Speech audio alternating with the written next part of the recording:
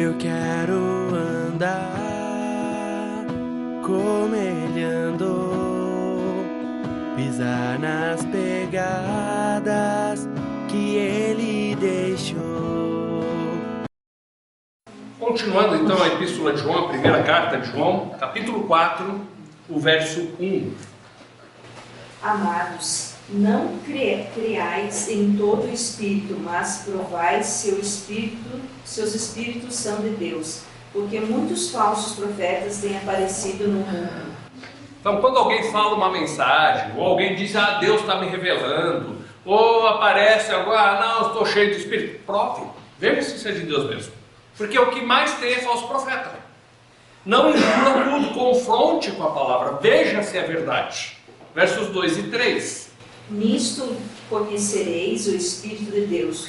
Todo espírito que confessa que Jesus Cristo veio em carne é de Deus. E todo espírito que não confessa que Jesus Cristo veio em carne não é de Deus. Mas este é o espírito do anticristo, do qual já ouvistes que há de vir e já agora está no mundo.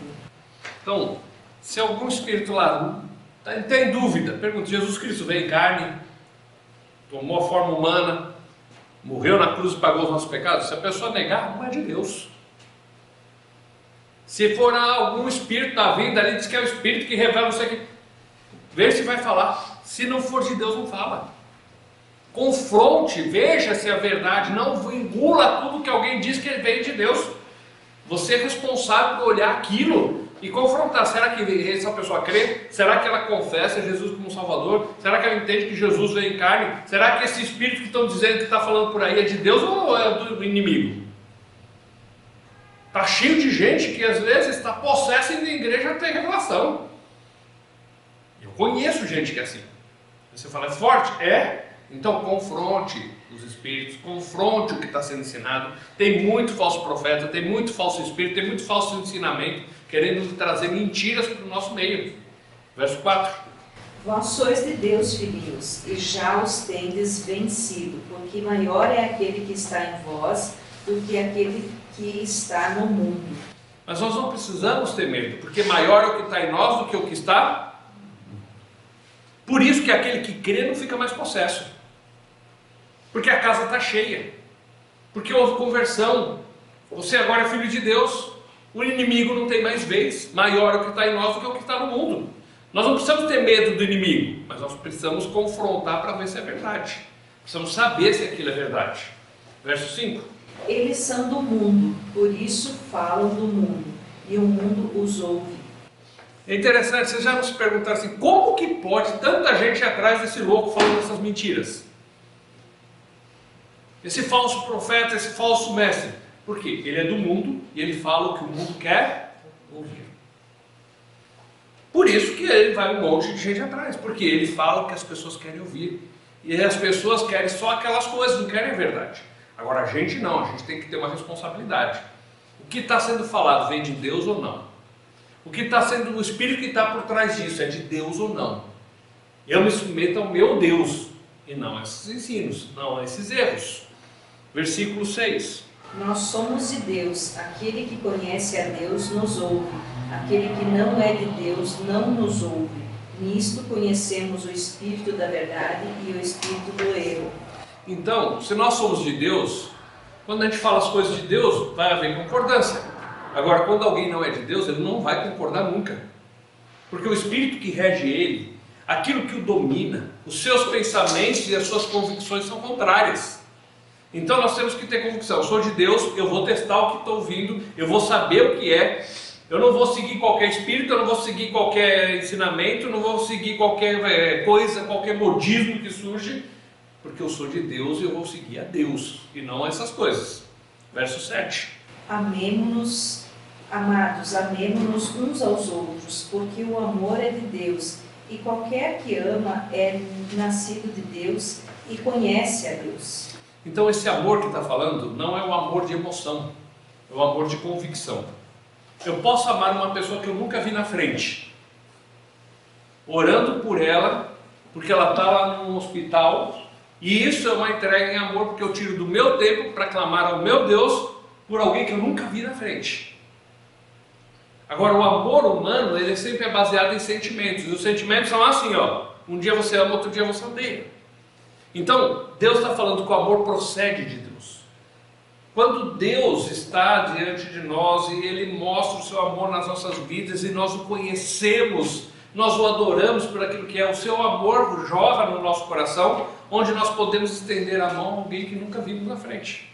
O amor que Deus fala aqui é um amor de convicção, pelo amor de Deus sendo inundando o nosso coração, e não por meros sentimentos. Verso 8. Aquele que não ama não conhece a Deus, porque Deus é amor. Então, Deus é amor, a sua essência é amor. Então, se eu conheço a Deus, eu vou procurar imitar o meu Deus. Ele mandou o filho dele vir morrer pelos seus inimigos. Isso não é sentimento, é convicção.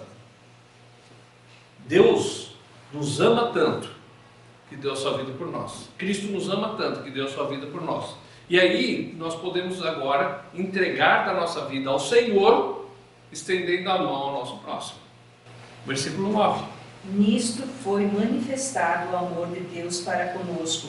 Por esta causa, Deus enviou seu Filho unigênito ao mundo para que pudéssemos viver através dele.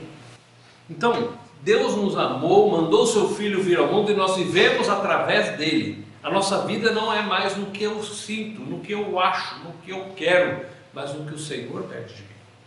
Então, quando ele fala de viver em amor, ele está deixando claro que esse amor é o quê? O Senhor e eu vivendo nele. Porque senão eu não vou conseguir. E o verso 10 é interessante que ele cita assim, ó, nisso consiste o amor. Não que nós tenhamos amado a Deus, mas em que Ele nos amou e entregou o seu Filho por nós, sendo nós ainda pecadores. Ele nos amou quando nós o ofendimos. Ele nos amou quando nós éramos sujos. Ele nos amou quando nós éramos contrários a Ele. Então, como que a gente tem certeza do amor dele? Ele entregou o seu Filho quando nós ofendíamos Ele. Verso 11. Amados, se Deus assim nos amou, devemos também amar uns aos outros. O exemplo de amor é o do Senhor. Nós não tínhamos nada de bom para oferecer para Ele. E Ele nos amou.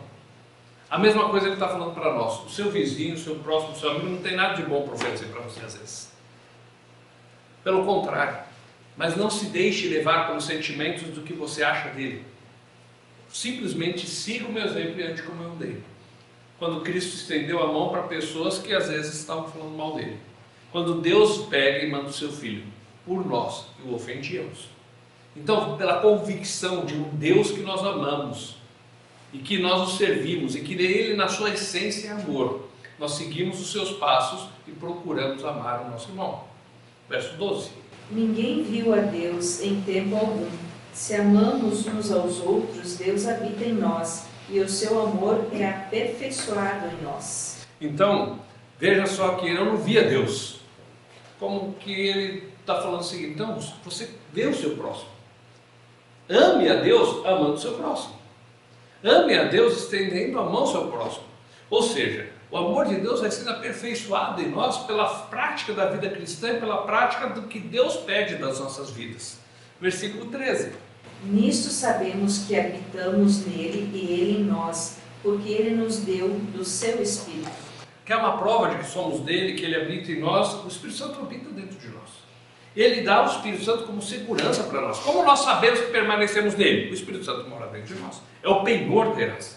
Efésios 1, versos 12 a 14. Em quem vós estáis, tendo ouvido a palavra da verdade, o evangelho da vossa salvação, e tendo nele crido, fosse selados com o Espírito Santo da promessa. Ele é o penhor da herança. Então ele é a garantia que Deus nos dá. Versículo 14 e 15. E nós vimos e testificamos que o Pai enviou seu Filho para ser o Salvador do mundo. Qualquer que confessar que Jesus é Filho de Deus, Deus habita nele e ele em Deus. Então ele está falando, nós temos que confessar que Deus enviou o seu Filho para ser o nosso Salvador. Ele não veio só para ser bonzinho, para dar exemplo, ele fez tudo isso, mas ele veio para ser o nosso Salvador. E aí eu tenho que admitir que eu sou pecador. Eu preciso dele. Então, eu tenho o Espírito Santo morando em mim, eu confesso que Cristo é o meu Salvador, versículo 16. E nós conhecemos e cremos no amor que Deus tem para nós. Deus é amor, e aquele que habita em amor, habita em Deus, e Deus nele. Então nós conhecemos que cremos, e que nós cremos no amor dele, no amor que ele tem por nós. Como? Por olhar tudo isso. Cristo é o nosso Salvador, Cristo deu a vida por nós. Ele enviou Jesus quando nós éramos pecadores, quando nós o ofendíamos. E ele está chamando a gente o seguinte: você que está vendo o meu amor, então imite o meu amor. Versículo 17. Nisto o nosso amor é aperfeiçoado para que tenhamos ousadia no dia do julgamento, porque como ele é, assim somos nós também neste mundo. Então, como ele é, somos nós nesse mundo. Vamos estender a mão em amor, vamos procurar viver aquilo que nós falamos. O verso 18. Não há temor no amor, mas o amor perfeito lança fora o medo, porque o medo traz tormento. Aquele que teme não é perfeito em amor. Então, ele fala o seguinte: o amor lança fora o medo. O medo, ele traz tormento. Se eu estou com medo que amanhã vai acontecer alguma coisa, eu não durmo de noite, não é assim? Eu tenho que receber uma conta alta e eu estou com medo que o cara não vai me pagar. Eu não durmo à noite. Eu estou com medo de uma cirurgia, eu estou com medo de uma situação que vai surgir. Mas ele está falando o seguinte: se lance no amor de Deus e deixa ele guiar a tua vida.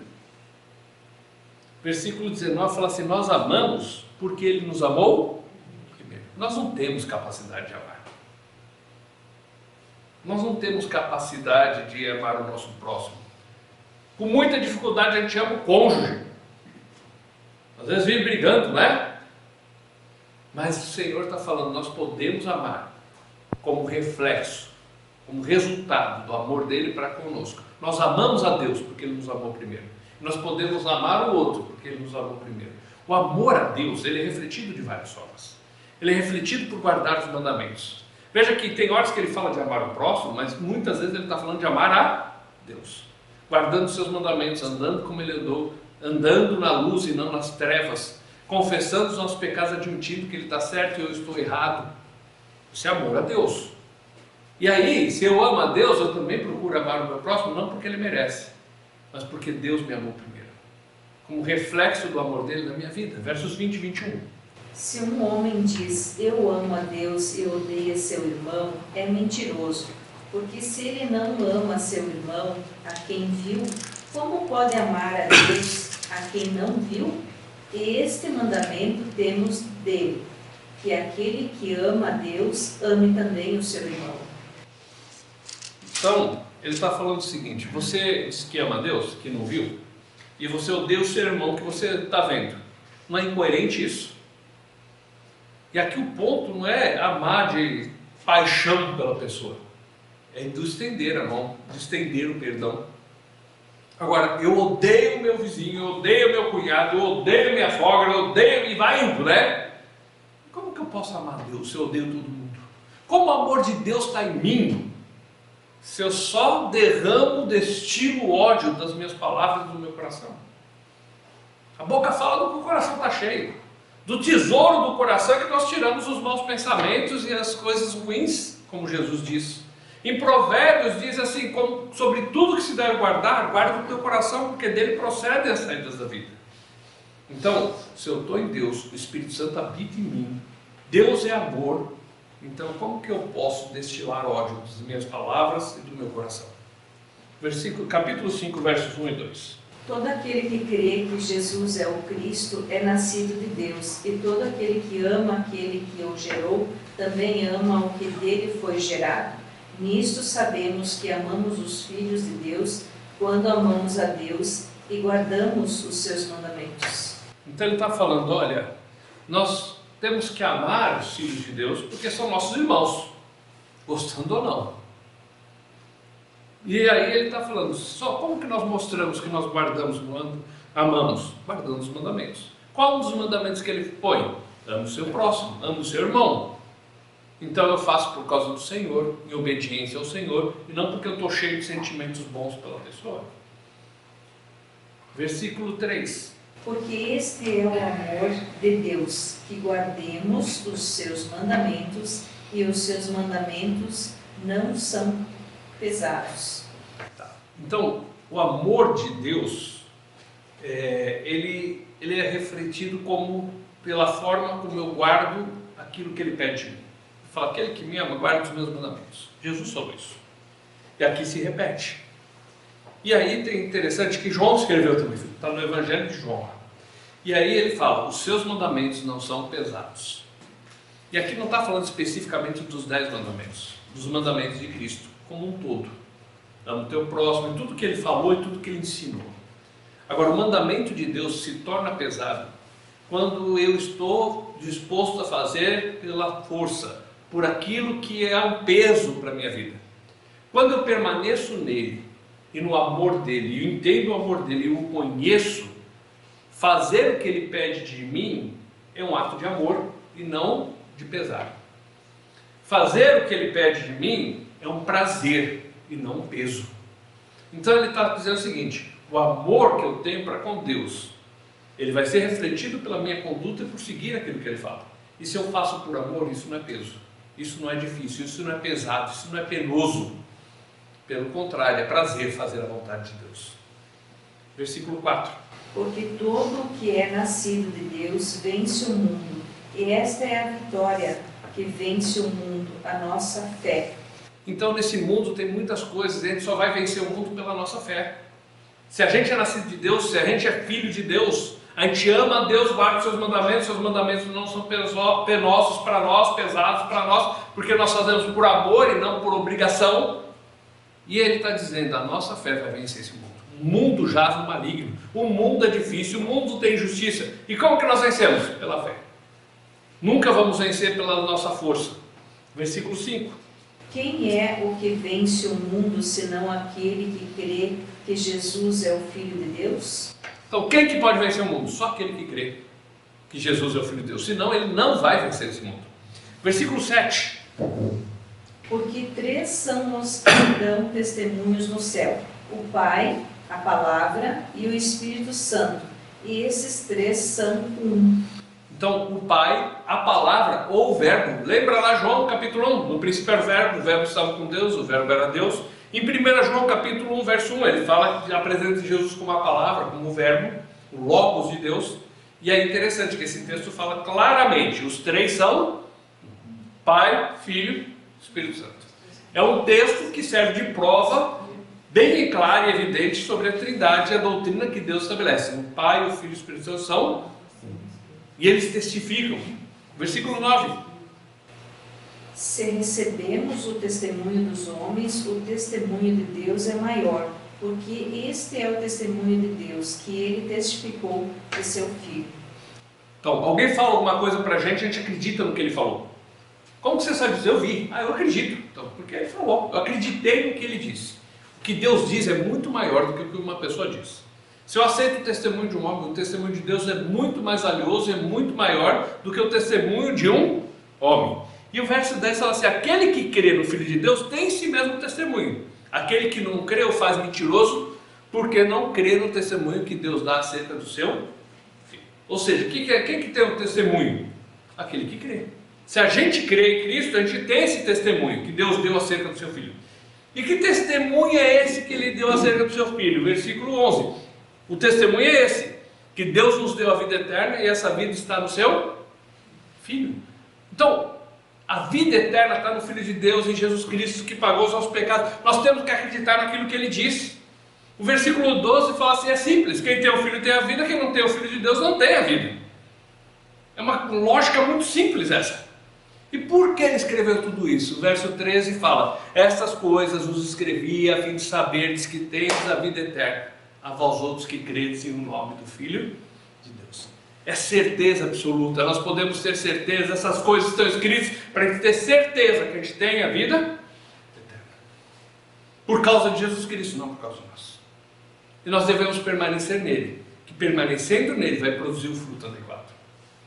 Versículo 14 e 15, pode ler, por favor. E esta é a confiança que temos nele, que se pedirmos alguma coisa conforme a sua vontade, ele nos ouve. E se sabemos que ele nos ouve em tudo o que pedimos, sabemos que temos as petições que dele desejamos. Então ele está falando o seguinte, nós que temos a certeza da vida eterna por causa de Jesus Cristo, Nós que confiamos no testemunho que Deus deu acerca do seu Filho. Deus está dizendo que Ele atende nossas orações. Se pedimos alguma coisa, do jeito que nós queremos, é isso? Não. Segundo a sua vontade. Jesus deixou exemplo para a gente lá no Getsemane.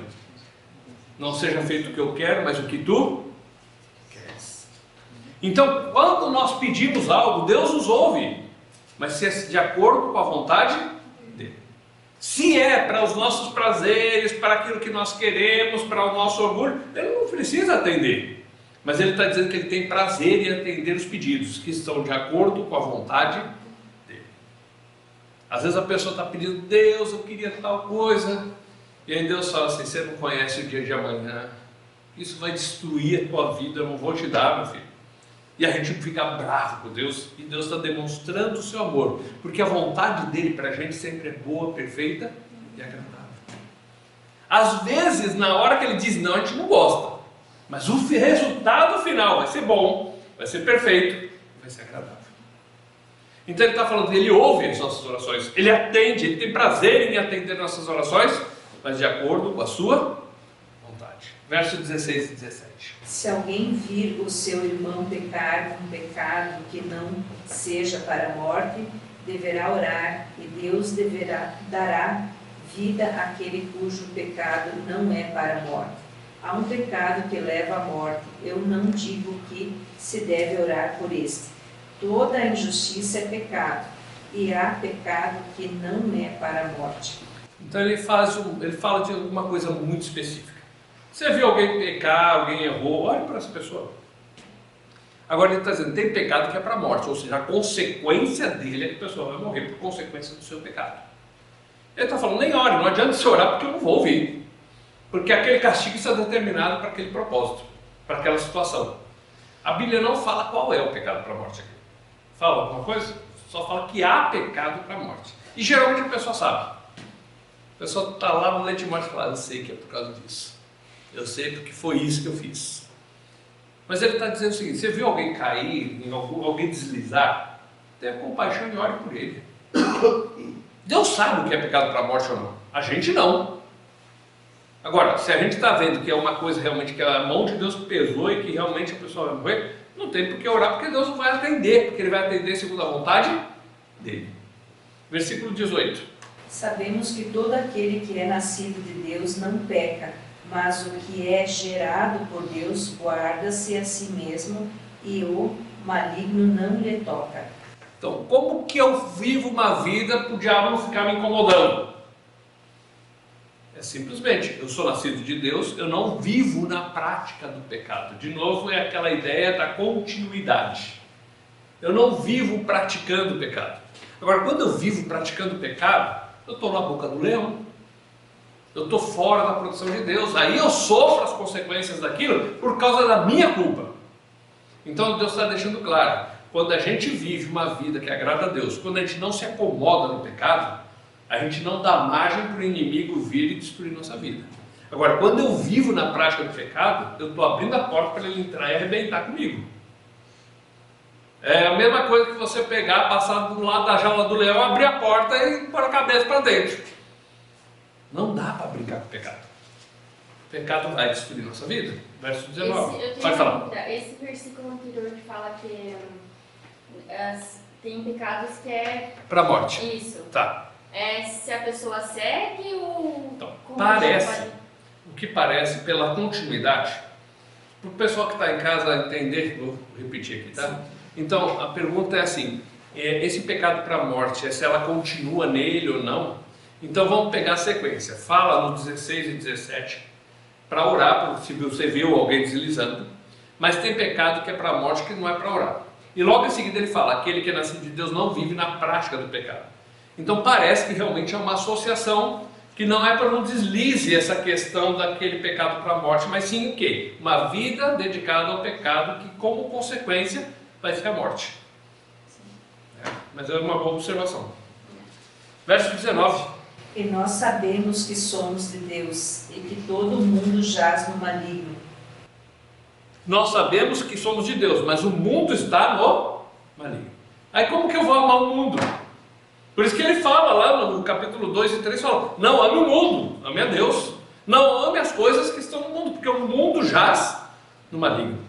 Não adianta, a gente fica às vezes colocando a esperança nossa em política, a gente põe a esperança nossa numa lei que vai surgir. A nossa esperança não pode estar nesse mundo, o mundo está mergulhado no pecado, no erro, jaz no maligno. A nossa esperança tem que estar em Deus. Versículo 20. E sabemos que o Filho de Deus veio e nos deu um entendimento que podemos conhecer aquele que é verdadeiro. E nós estamos naquele que é verdadeiro, ou seja, em seu Filho Jesus Cristo. Este é o verdadeiro Deus e a vida eterna. Então, nós estamos no verdadeiro, entendemos o que é verdadeiro. Quem que é o verdadeiro? O Filho de Deus, em quem nós temos a vida. Aquele que nega a divindade de Jesus Cristo, ele está negando a essência de Deus e a essência da Bíblia. Versículo 21. Filhinhos, guardai-vos dos ídolos. Amém. Então ele fala o seguinte: não siga os ídolos, siga o verdadeiro, que é o Filho de Deus. As pessoas seguem os ídolos que conduzem elas a colocar a sua esperança, a sua fé em algo que não pode fazer nada por eles. Como diz Isaías 44, como diz em Salmos também, eles têm boca e não falam, têm olhos e não veem. As pessoas colocam a sua esperança dizendo, livra-me porque tu és o meu Deus, e por parte dele faz uma carne depois. E ele está dizendo, será que eu não estou vendo que tem uma mentira na minha mão? E aí ele faz a comparação, os ídolos de mentira, que as pessoas colocam a fé neles, ou colocar a fé no que é verdadeiro, que é Jesus Cristo, que é o Filho de Deus, que é o nosso Salvador, que nos dá a vida eterna. Em quem a gente vai colocar nossa fé? Eu quero andar como ele andou, pisar nas pegadas que ele deixou.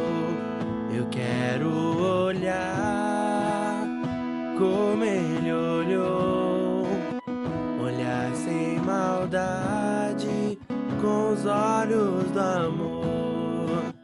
Eu quero viver como ele aqui, com os olhos nos céus e as mãos